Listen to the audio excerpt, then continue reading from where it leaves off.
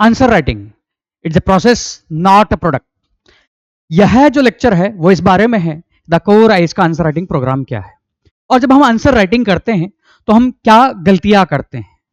पहले हमें ये मानना होगा answer writing is a free flow of ideas. ये कोई बाउंडेड गेम नहीं है, और ये गेम ऐसा भी नहीं है कि कंटेंट है बस कंटेंट हमें लिखना है। कंटेंट जो है उसे क्वेश्चन के अकॉर्डिंग माउल्ड कैसे करना है, प्लस वो कंटेंट जो हमें आता है, जो नहीं भी आता है उसको जनरेट कैसे करना है, वह जो उस थॉट प्रोसेस को लेते हुए द कोर का आंसर राइटिंग प्रोग्राम है। अब अगर हम आंसर राइटिंग के बारे में बात करें तो यहां पर पहला है फियर राइटिंग का, कि हम लिख नहीं सकते, और उस कंटेक्स्ट में जो है एक और फियर, हम अच्छे नहीं हैं राइटिंग में, और इस कंटेक्स्ट में हमारे पास जो है कंटेंट की कमी है। वो कंटेंट का जो है डर वो हमेशा सताता है।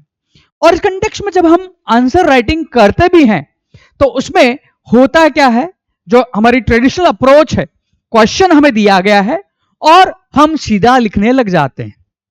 तो इस कंटेक्स्ट में प्रॉब्लम आती है अनस्ट्रक्चर्ड एंड अनऑर्गेनाइज्ड आंसर की, और इस कंटेक्स्ट में वह काफी ज्यादा जो है टाइम टेकिंग एक्सरसाइज हो जाती है, जहां हम लिखते हैं फिर सोचते हैं, लिखते हैं फिर सोचते हैं। जबकि यूपीएससी में अगर देखें तो वहां पर आपका टाइम और आपका स्पेस का जो है कंस्ट्रेंट है, उस कंटेक्स्ट में पेपर जो है पूरा कंप्लीट नहीं हो पाता।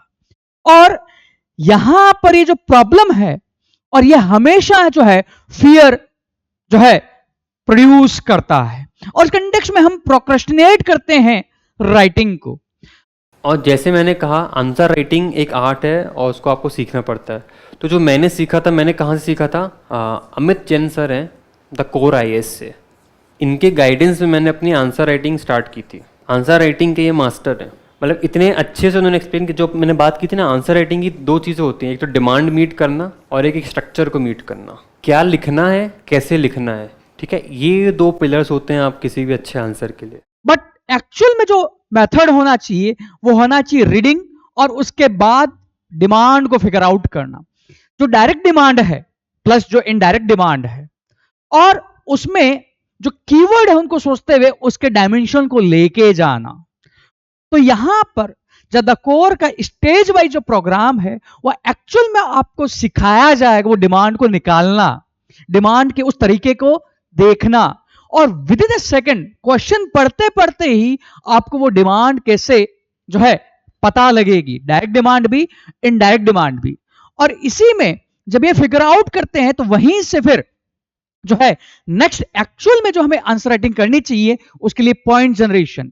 पॉइंट जनरेशन मींस क्वेश्चन में आप कंटेंट क्या लिखोगे, वो पॉइंट्स क्या होने चाहिए, और ये पॉइंट जनरेशन की एक्सरसाइज भी जो है एक स्ट्रक्चर्ड वे में होनी चाहिए। कि आप स्ट्रक्चर्ड वे में कैसे सोचोगे, बाई कंपोनेंट को सोचते हुए कैसे सोचोगे, आप सिलेबस को सोचते हुए कैसे सोचोगे, आप विभिन्न डायमेंशन को लेते हुए कैसे सोचोगे, आप एक लाइफ साइकिल अप्रोच को कैसे अपना सकते हो। फॉर एग्जाम्पल, वुमेन की अगर कोई प्रॉब्लम है, वुमेन के कंटेक्स्ट में अगर क्वेश्चन आता है, तो आप कैसे वुमेन के पूरे लाइफ साइकिल को सोचकर जो है क्वेश्चन में का आंसर सोच सकते हो, उसके पॉइंट सोच सकते हो। अगर क्वेश्चन लेट्स से संघवाद फेडरलिज्म पर आता है, तो कैसे आप टाइमलाइन को लेते हुए 1950 to 60, 60 to 70, 70 to 80, 80 to 90, 90 to 2000, और इस तरह टाइम में डिवाइड करते हुए आप कैसे पॉइंट सोच सकते हो। तो वो है आपकी पॉइंट जनरेशन, जहां रैंडम नहीं स्ट्रक्चर्ड वे में आपको सोचना है।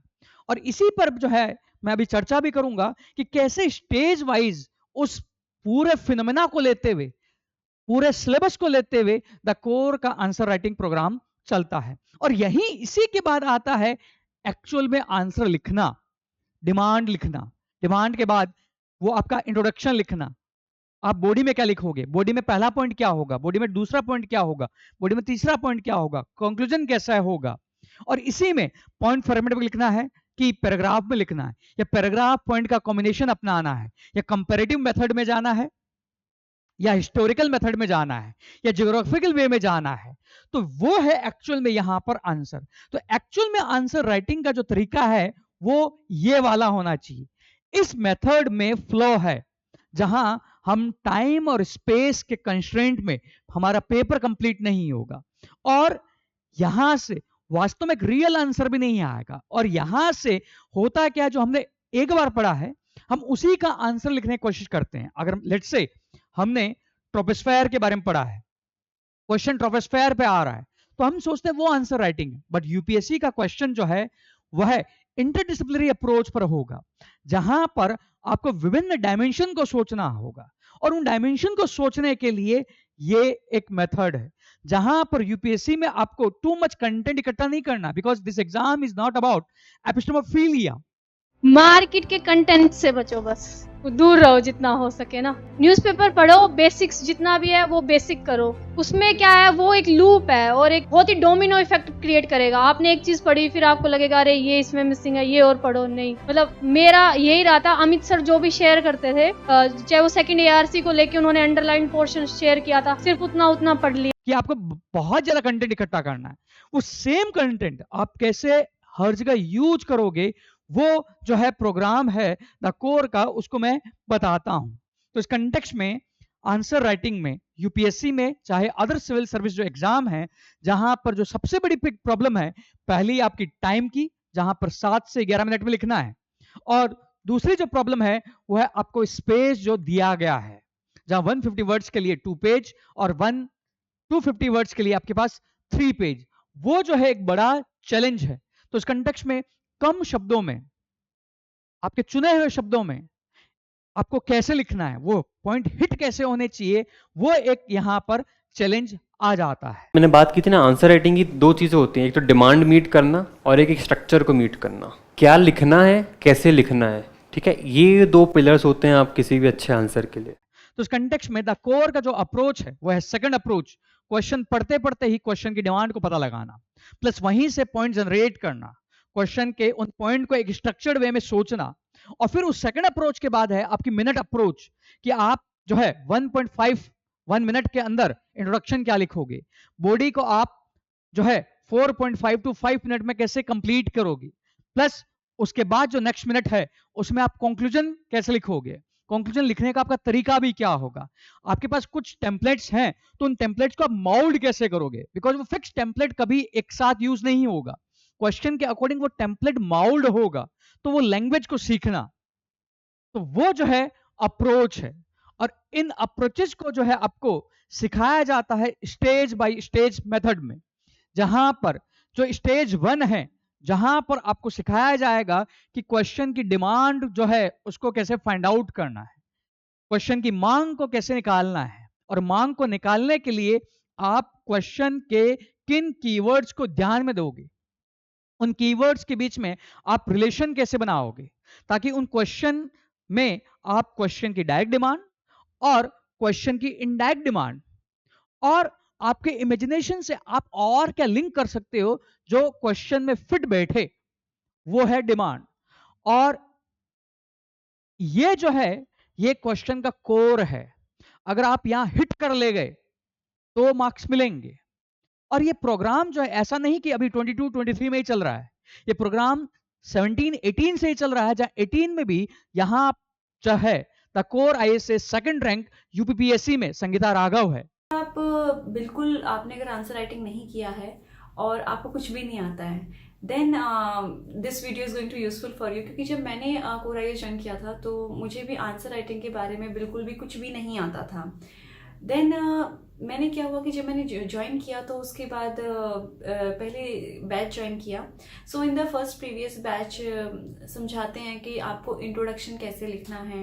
सबसे पहली चीज़ जो होती है कि आंसर राइटिंग में that the demand of the question, कि आप जो क्वेश्चन फेस कर रहे हैं उसका क्या आंसर, आपको वो पूछ क्या रहा है आपसे।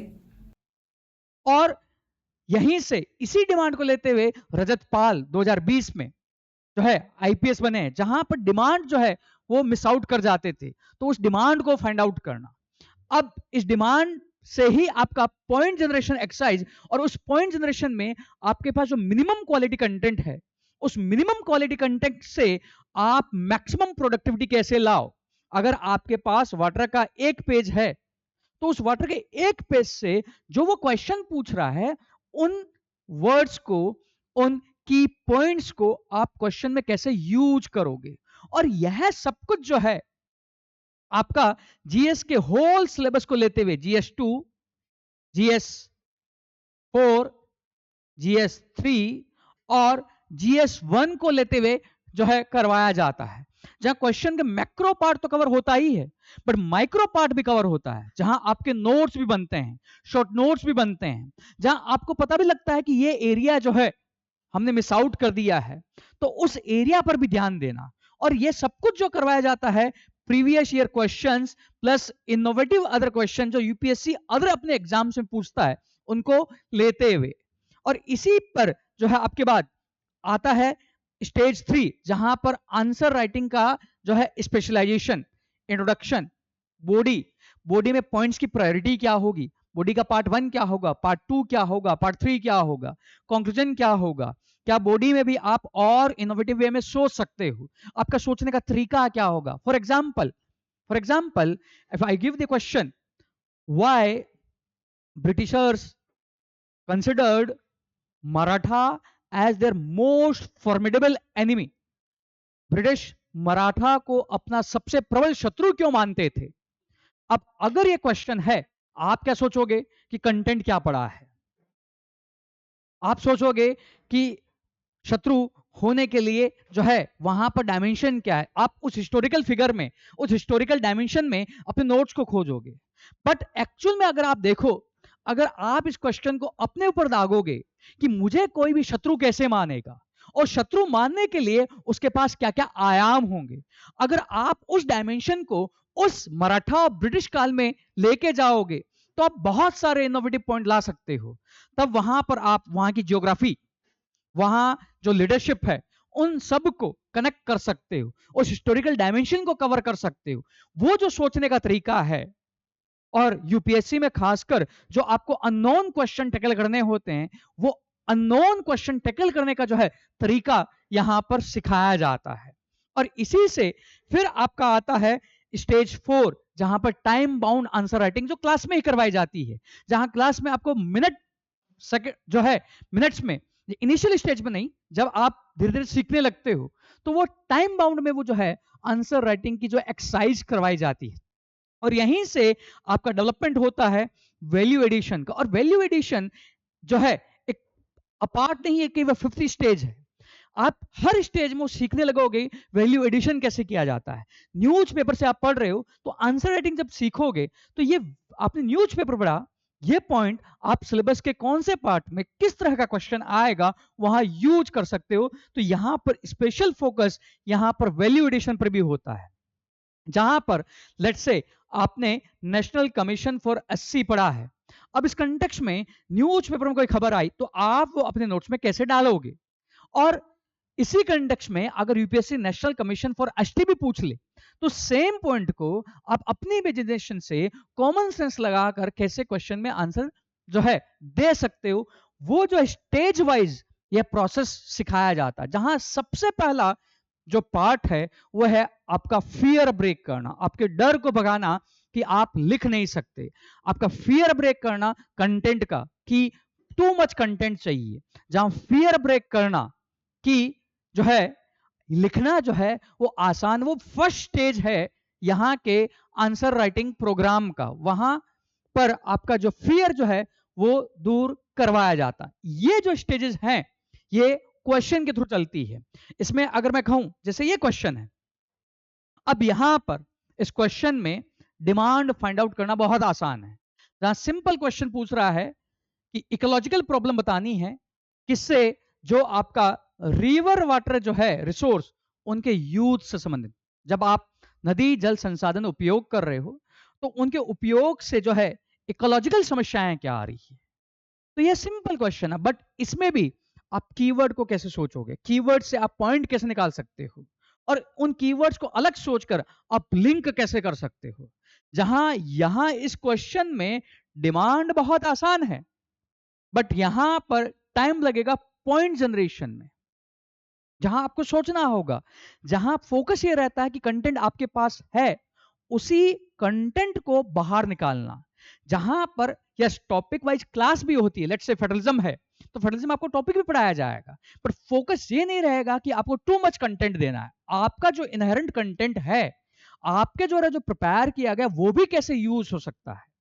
बिकॉज अल्टीमेटली जो आपके पास कंटेंट है वो आपने 50 बार पढ़ा है, उस 50 बार जो आपने कंटेंट पढ़ा है वो आपका रटा हुआ है, आप उसको कैसे यूज कर सकते हैं, फोकस वहां पर भी होता है जहां क्वालिटी मटेरियल भी आपको दिया जाता है, जहां फोकस वहां रहता है जहां यूपीएससी कहां पूछ रहा है। फॉर एग्जाम्पल हम अगर ज्योग्राफी की बात करें तो फिजिकल ज्योग्राफी जो है उससे UPSC oceanography, climatology, environmental geography, physical geography जो आपका जियोमॉर्फोलॉजी है, वहां से यूपीएससी मेंस में एक या दो क्वेश्चन पूछता है।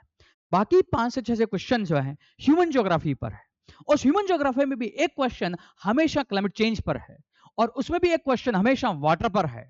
तो वो एक ही कंटेंट से आप वो कैसे जनरेट करो, यूपीएससी का पैटर्न क्या है, वो यहां पर जो है फोकस होता है। जहां पर इस तरह के सिंपल क्वेश्चन, जहां पर आपको डिमांड समझ में आ रही है, बट इस तरह के क्वेश्चन भी जो हिस्टोरिकल एस्पेक्ट में है, जहां हिस्टोरिकल फैक्ट्स आपको पता है, बट उन हिस्टोरिकल फैक्ट्स को भी आप अगर डिमांड जो है बहुत माइन्यूट वे में निकाल पाओ, तो आप कैसे उन क्वेश्चन को टैकल कर सकते हो, वो यहां पर फोकस होता है। जैसे यहां पर क्वेश्चन है, the battle of Plassey was a consequence of cumulative blunders of all the Bengal Nawab. Siraj was just a scapegoat. तो यहां पर डिमांड में आपको समझा जाएगा हर कीवर्ड का मतलब है। अगर क्वेश्चन में कंसिडर लिखा हुआ है तो कंसिडर का भी मतलब है, यहां पर जस्ट अगर लिखा हुआ है तो इस जस्ट का भी मतलब है। उस जस्ट के सोचने मात्र से आपका एक डायमेंशन अलग आ सकता है, जहां फोकस है कि आपको आपके कंपटीटर से, नॉट जस्ट ए कंपटीटर, आपके कंपटीटर आप खुद हो, तो आपका जो कंपटीशन जो आपके पास से है उससे भी आप हमेशा हाफ मार्क कैसे फेच करो, वो जो है पूरा फोकस है। और यह जो प्रोग्राम है वीक में 2 डेज जो है, जो 2025 में मेंस देंगे उनके लिए चलता है, जहां पर आपको टारगेट दिया जाता है कि आपका ये टारगेट है, इस पर क्लास होगी, और क्वेश्चन के थ्रू वो आपका थॉट प्रोसेस बनाया जाता है, क्वेश्चन को देखने का पर्सपेक्टिव बनाया जाता है, ताकि आप एग्जाम हॉल में टू द पॉइंट स्पेस में आप वो कैसे लिख सको। वो जो प्रोग्राम है वो है द कोर का आंसर राइटिंग का, जहां पर ये आपका पूरा सिलेबस आपको मिलता है, जब माइन्यूट से माइन्यूट टॉपिक जो है आपको दिए जाते हैं। अगर हमने नेशनल कमीशन ऑफ एससी पढ़ा है तो हम उसी बेस पर नेशनल कमीशन फॉर एसटी कैसे कर सकते हैं, उसी बेस पर नेशनल कमीशन फॉर माइनॉरिटी कैसे कर सकते हैं। यस, फैक्ट्स चेंज होंगे, डाटा चेंज होगा, लिखने का तरीका चेंज होगा, बट जेनरिक पॉइंट आप कैसे डेवलप कर सको, वो जो है पूरा फोकस यहां पर द कोर आईएएस के आंसर राइटिंग प्रोग्राम में होता है। यह जो है प्रोग्राम जो है 6 to 7 मंथ जो 2025 में देंगे, 2024 वालों के लिए स्पेशल अलग से ही चलता, बिकॉज उनके पास टाइम नहीं है, तो उनके लिए जो है उनके साथ काम करते हुए जो है वो अलग से प्रोग्राम है।